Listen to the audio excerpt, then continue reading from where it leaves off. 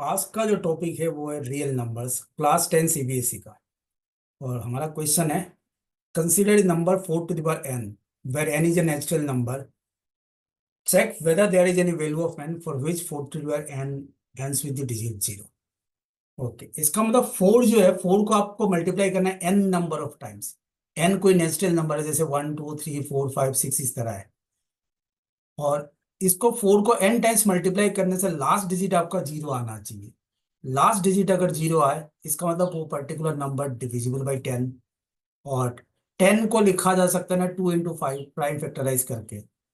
सो ये नंबर जो भी होगा वो 2 से भी डिवाइड होना चाहिए और 5 से भी डिवाइड होना चाहिए। मतलब कि इस पर्टिकुलर नंबर का फैक्टर्स 2 भी होना चाहिए और 5 भी होना चाहिए। अब देखते हैं इसका फैक्टर्स 2 और 5 दोनों है या नहीं है। ओके, 4 को मैं लिख सकता हूँ प्राइम फैक्टराइज करके। 4 को लिखा जा सकता है 2 into 2। मतलब 4 से सिर्फ 2 ही आता है, 5 तो आ ही नहीं रहा है। इसका मतलब 4 का 5 कोई फैक्टर ही नहीं है। अब 4 अगर n टाइम्स मल्टीप्लाई करूं तो 2 ही बार बार रिपीट होगा, 5 तो एक बार भी नहीं आएगा। जब 5 इसका कोई फैक्टर नहीं है तो इसका मतलब आपका ये नंबर का लास्ट डिजिट 0 नहीं हो सकता। तो यार मैंने एक सेंटेंस कैसे लिखा आप देखना। For any natural number to end with the digit 0, it must have both 2 and 5 as its prime factors. मतलब इसका फैक्टर 2 भी होना चाहिए, 5 भी होना चाहिए। 4 to the power n, इस 4 को मैं लिख सकता हूँ ना 2 into 2 प्राइम फैक्टराइज करके। 2 into 2 whole to the power n does not have 5 as is prime factor. इसमें 5 तो है ही नहीं, so it does not end with digit 0। Next question भी सिमिलर क्वेश्चन ही है। उसमें लिखा हुआ है,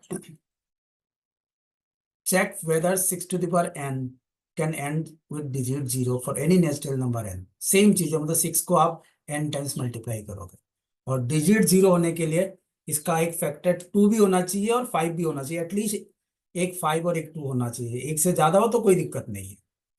6 to the power n, इस 6 को मैं लिख सकता हूँ 2 into 3। मतलब 2 n टाइम्स आएगा, 3 n टाइम्स आएगा, 5 तो है ही नहीं ना। सो सेम सेंटेंस मैंने लिखा, 6 to the power n equal to 2 into 3 to the power n does not have 5 as its prime factor, so it does not end with digit 0।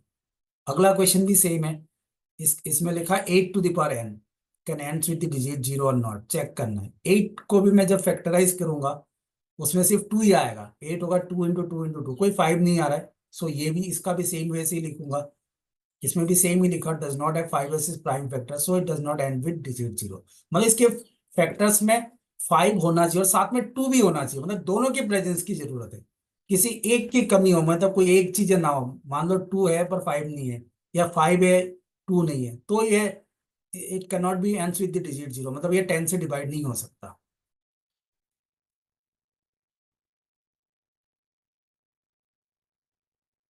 हमारा नेक्स्ट क्वेश्चन है, check whether 15 to the power n can ends with the digit 0।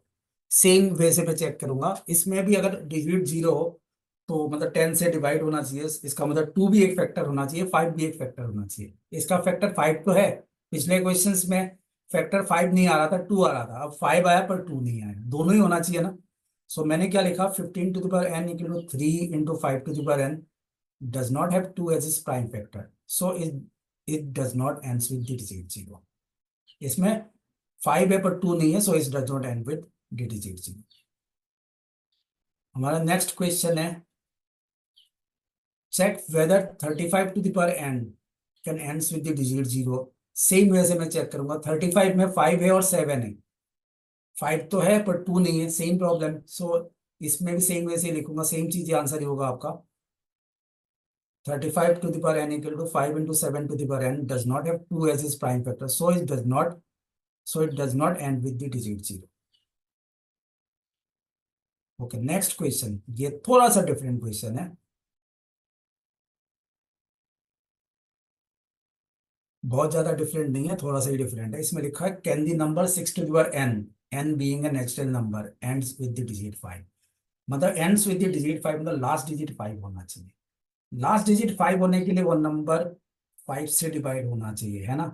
पर अगर वो number 5 से भी divide हो रहा हो, 2 से भी डिवाइड हो रहा हो, तो लास्ट डिजिट 5 नहीं होगा। 5 into 2 मतलब 10, वो डिजिट लास्ट डिजिट 0 हो जाएगा। तो हमें ये देखना है, नंबर 5 से तो डिवाइड होना चाहिए पर 2 से नहीं होना चाहिए, साथ में ये भी देखना है। सो 6 टू द पावर n में 2 फैक्टर है, 5 तो है ही नहीं, तो ऐसे भी सवाल ही पैदा नहीं होता कि इसके ये कोई जो ये जो 6 to the power n n with digit 5, ये तो हो ही नहीं सकता। तो मैंने सेंटेंस क्या लिखा है, एक बार सेंटेंस भी करके बता देता हूँ।